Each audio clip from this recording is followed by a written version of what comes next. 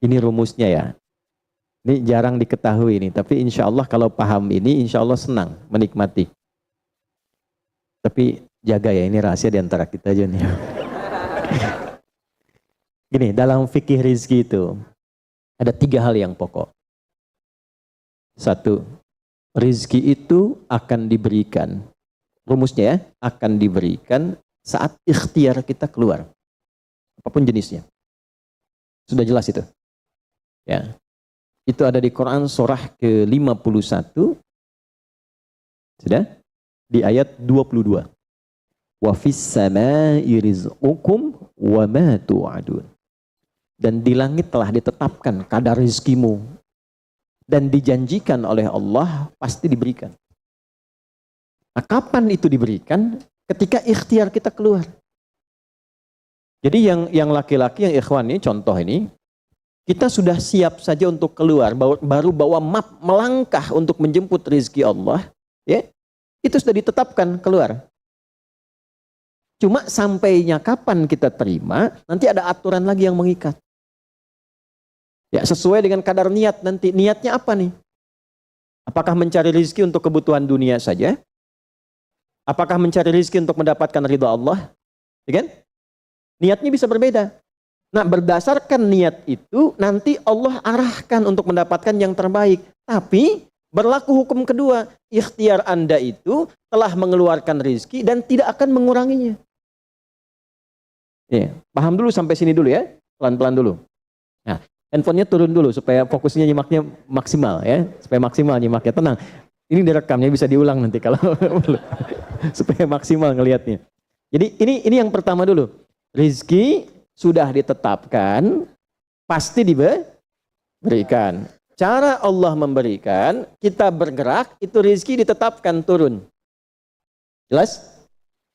Nah, diterimanya oleh kita, nanti kembali berdasarkan ikhtiar kita dan niat kita untuk mendapatinya. Innamal a'malu bin, ya, itu dalil hadisnya. Jelas ya? Sampai sini dulu. Yang kedua, rizki tidak akan tertukar dan berkurang. Karena kadarnya sudah pas. Ya, tepat, pas. Tidak ada yang berkurang. Dan tidak akan tertukar. Kalau Anda yang berikhtiar, tidak mungkin datangnya ke teman Anda. Mustahil. Kalau kita yang berikhtiar, tidak mungkin kepada saingan kita. Itu mustahil. Ya, kan ada persaingan dalam bisnis kadang-kadang kan? Kalau Anda yang ikhtiar, tidak mungkin ikhtiar Anda hasilnya diberikan kepada lawan bisnis Anda, itu mustahil. Pasti jatuhnya ke Anda juga. Tidak akan ke yang lain. Kecuali dalam satu bab rumah tangga. Ya, usaha ayah kadang diberikan rizkinya mengalir kepada anak, atau usaha anak akan mengalir kemudian dampaknya kepada orang tuanya. Itu sudah rumus. Ya, awas hati-hati. Jadi kalau Anda ingin mudah berkehidupan ke depan, didik anak dekat dengan Allah. Ketika anak itu jadi baik, keberkahan pada anak itu akan menular kepada kedua orang tuanya. Ya, Bapak Ibu pengen haji, nabung banyak, belum berangkat, sudah antrian panjang. Itu kan? Tapi tiba-tiba ada orang yang tetangga anaknya penghafal Quran 30 juz, dapat hadiah haji, orang tuanya ikut, bapaknya ikut, ibunya ikut, gurunya ikut. Tuh.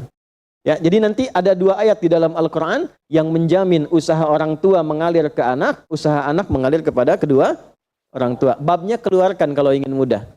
Nah, yang ketiga, nanti saya urutkan di papan tulis supaya memudahkan itu. Yang ketiga, ini yang paling penting untuk disadari, urut dulu ya. 1, rizki telah ditetapkan untuk diberikan sepanjang kita mau berikhtiar untuk menjemputnya. 2, rizki tidak akan berkurang dan tidak akan tertukar. Baik ya? Jelas sampai sini? Nah, ketiga, ini yang paling penting. Fokus ini dengan baik. Rizki akan ditentukan keberkahannya berdasarkan nilai keimanan seorang hamba. Catat ya. Rizki akan ditentukan kadar keberkahannya. Saya bicara berkah dulu tuh. Berdasarkan kadar keimanan seorang hamba. Yang ketiga ini kaidah khusus yang membedakan antara beriman dengan belum beriman. Sebab kita bisa bertanya kepada Allah, ya Allah, saya sudah beriman. Ada hambamu belum beriman. Apa yang membedakan iman saya dengan hambamu yang belum beriman terkait dengan persoalan rizki? Maka turun nanti ada ayat tentang rizki yang dikaitkan dengan iman. Sekarang kita praktekkan pelan-pelan. Ya, ada rizki. Ada yang namanya rizki? Ada ya? Nah ini ya. Ini bab tentang Anda nih. 1.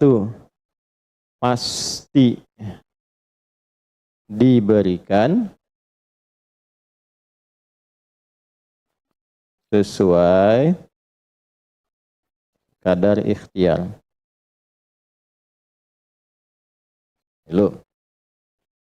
Dan 2. Sifatnya tidak tertukar. Ya, putri boleh tertukar, ada menteri yang tertukar, tapi tidak ada rezeki yang tertukar ya. Tidak tertukar sesuai dengan niat. Rizki nggak butuh alamat ya Pak. Begitu dapat langsung diberikan. Karena malaikat tuh kalau sudah turunkan nggak mungkin salah alamat tuh, udah tercatat semua itu. Ya. 3. Kadar iman menentukan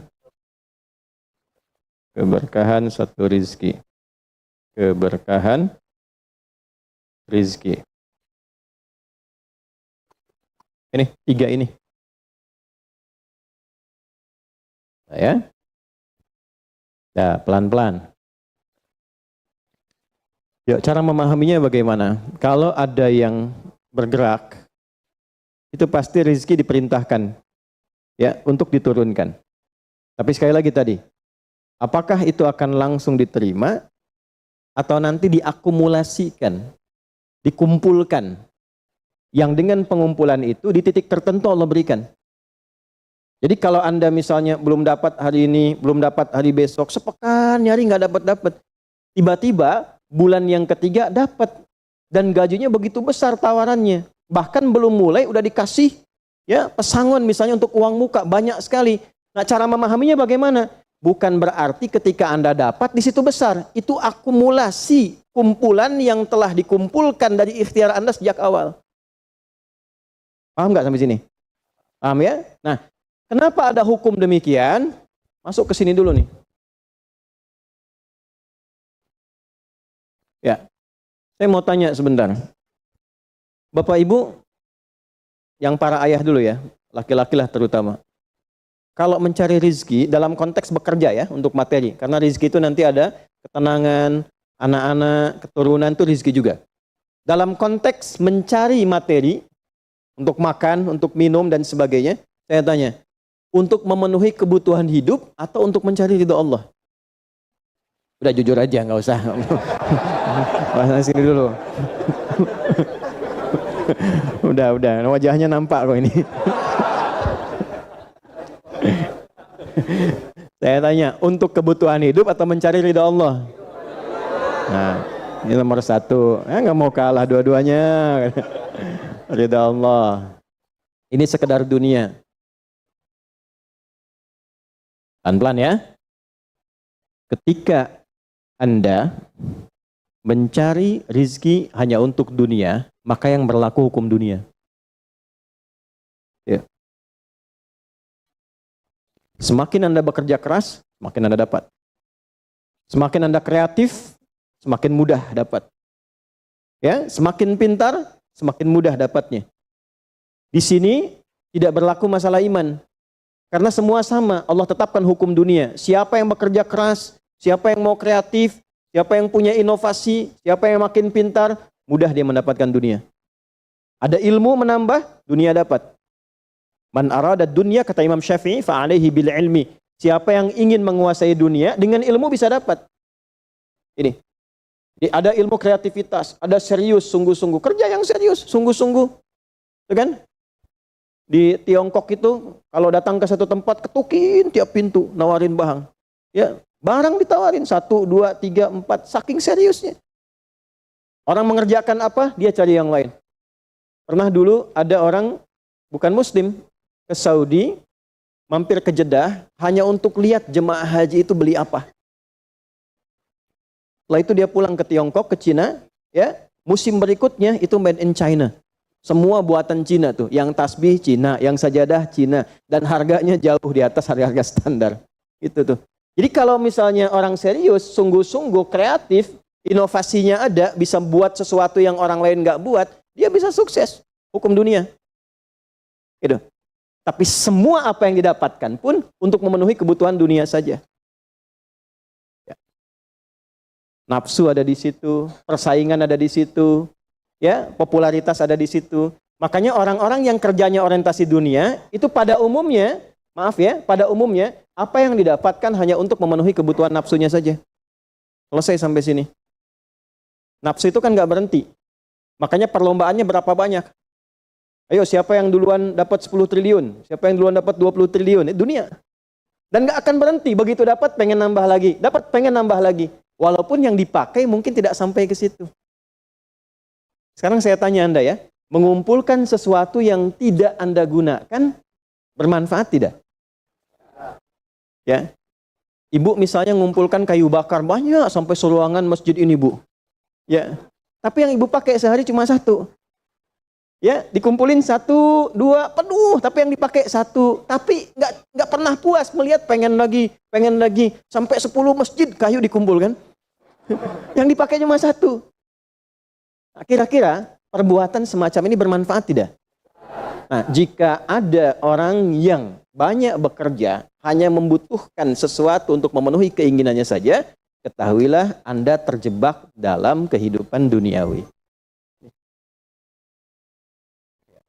Mohon maaf sebesar-besarnya. Jadi kalau bekerjanya hanya untuk tambah tabungan lagi, cek saldo, bandingkan dengan teman-teman, tapi dari apa yang dikumpulkan tidak membuat Anda lebih baik. Ya, yang paling bahaya tuh gini, pas sakit carinya obat generik. Padahal kayaknya minta ampun gitu. Ya, itu menunjukkan bahwa ada sifat dunia yang menguasai. Pada diri pribadi pun bersifat masih kikir. Nah ini ya, ini yang berbahaya ini. Ya, kalau bekerjanya nggak ada masalah, serius dapat nggak ada masalah. Cuma yang dapat ini mengeluarkannya seperti apa? Kalau hanya mengumpulkan, hanya pamer, hanya untuk update, dia mau menyampaikan dengan pamernya, pakai hukum dunia, nggak bisa disalahkan dalam konteks dunia. Walaupun secara moral dalam hukum agama ini tidak dibenarkan. Jelas nggak sampai sini? Ya, sekarang saya tanya, ada nggak orang misalnya OKB misalnya, orang kaya baru gitu. Nah, baru kaya langsung pasang status, ada yang begitu. Ya, dapat mobil baru pasang status, ada yang begitu. Nah, ini biasanya semakin banyak dilakukan terjebak dengan hukum dunia. Tugas kita mendoakan, bukan mencela. Oh, pasti si itu tuh. Bukan ya. Jangan seperti itu. Ya, tugas kita mendoakan kembali dan sehingga dengan doa itu mudah-mudahan sampai kepada jiwanya untuk bisa berubah. Sehingga diarahkan pada yang lebih baik.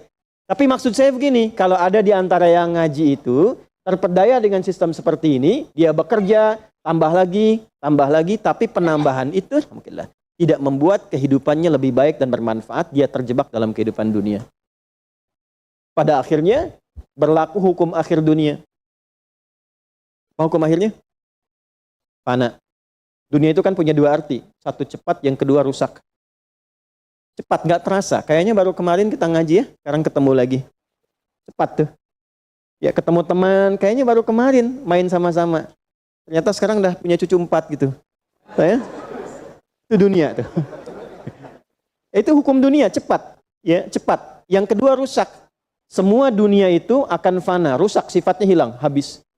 Kalau bukan kita meninggalkan dunia, dunia yang meninggalkan kita duluan. Ini saya sering katakan, ini ada gelas nih, menampung air. Airnya habis, didiamkan saja, jangan diapa-apakan. Ini kotor, rusak sendiri. Anda punya handphone, elektronik, simpan aja, nanti rusak sendiri. Sifat semua dunia itu rusak. Ya, di sepanjang kita berada di dunia, tubuh pun nggak abadi. Yang ganteng-ganteng akan hilang dengan sendirinya gantengnya. Makanya ibu kalau cari suami ganteng nanti rugi tuh. Ya, baik sama, istri juga demikian, yang perempuan demikian. Semua selama di dunia hukum berlaku. Nah, harta juga begitu. Saat dikumpulkan banyak yang dihitung ini, Kalau tidak sadar dengan, nah ini poinnya. Kalau tidak sadar dengan ketentuan hidup yang benar, pasti penyesalannya di akhir. Karena semua yang dikumpulkan itu pada akhirnya akan selesai hilang. Minimal manusia yang meninggalkan apa yang dikumpulkan dari dunia ini. Terkumpul 100 triliun, hartanya kumpul, manusianya kan meninggal juga. Ya kan? Selesai ya? Ya, pertanyaannya, selama hidup yang kemakan berapa dari sini? Gitu.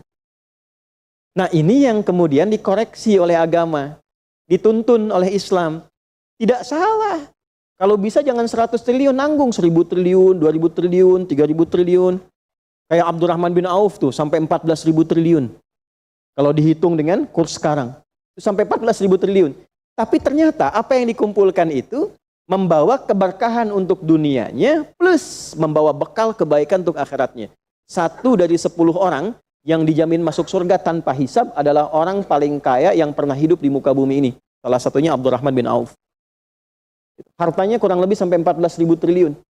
Tapi bisa menggunakannya. Dunianya sejahtera, akhiratnya terjamin. Jelas sampai sini? Ya, nah maka yang paling menentukan itu ini satu niat, yang kedua di sini aspek keberkahan. Dicarinya pakai iman.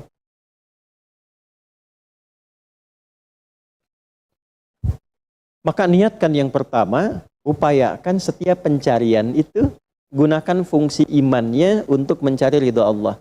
Maka ayatnya akan pindah ke ayat 172. Ya ayyuhalladzina amanu kulu min thayyibati ma razaqnakum. Hei orang-orang yang beriman, pakai imanmu untuk mencari kebutuhan hidupmu. Nanti aku siapkan, kata Allah, yang sesuai dengan kadar imanmu. Karena itulah kadang kelihatannya begini. Kelihatannya, mohon maaf ya Bu, Pak, nggak dapat lagi. Padahal sudah tahajud malamnya. Udah puasa, udah baca Quran. Lamar nggak dapat lagi. Ini nggak dapat lagi. Bukan karena ini Anda nggak bisa dapat. Bukan. Karena belum cocok dengan iman Anda. Ini belum thayyib. Belum thayyib. Belum ada baiknya. Mungkin ada bagian dari usaha itu yang kurang cocok untuk iman. Tapi ikhtiar Anda mencari, itu oleh Allah ditetapkan. Setiap dia berangkat, tuliskan. Siap turunkan, siap turunkan. Cuma kapan diturunkan? Nah, itu kadang-kadang ada latihan untuk menguatkan keimanan kita. Sampai kita melewati semua perjalanan pencarian rezeki itu, baru diturunkan. Dan hebatnya, dalam mencari ini, Allah berikan bonusnya. Ada bonus pengalaman. Pernah sakit, pernah capek, pernah naik ini, pernah naik itu, tanpa sadar, itu yang menempa dirinya menjadi sosok yang lebih kuat, lebih baik, yang ketika rezekinya diberikan seutuhnya, dia sudah bisa menggunakan rezeki ini sesuai dengan pengalaman sebelumnya. Nah, yang mahal tuh ini. Makanya Abdurrahman bin Auf itu kan diambil dulu, dirampas hartanya, berangkat 400 km, jalan kaki, nggak bawa apa-apa, dipakai dulu ilmunya, belajar dulu jadi penyalur, dapat upah, dapat bonus dulu, baru dipakai lagi. Tapi perjalanan itu menempa hidupnya dengan iman, sehingga jadi orang terkaya yang pernah tercatat dalam kehidupan di bumi sampai hari ini. Jadi kalau satu kali Anda melamar kemudian ditolak pekerjaan, jangan langsung simpulkan tidak diberi. Alhamdulillah ya Allah, yang telah memberikan kepadaku rizki yang baru berupa penolakan ini, untuk menguatkan iman dan mentalku untuk menjemput rizkimu yang lebih baik daripada ini. Jelas ya? Nah, ini poin-poin ini yang mahal. Nanti kalau sudah dapat ilmu ini, yang lainnya akan lebih mudah.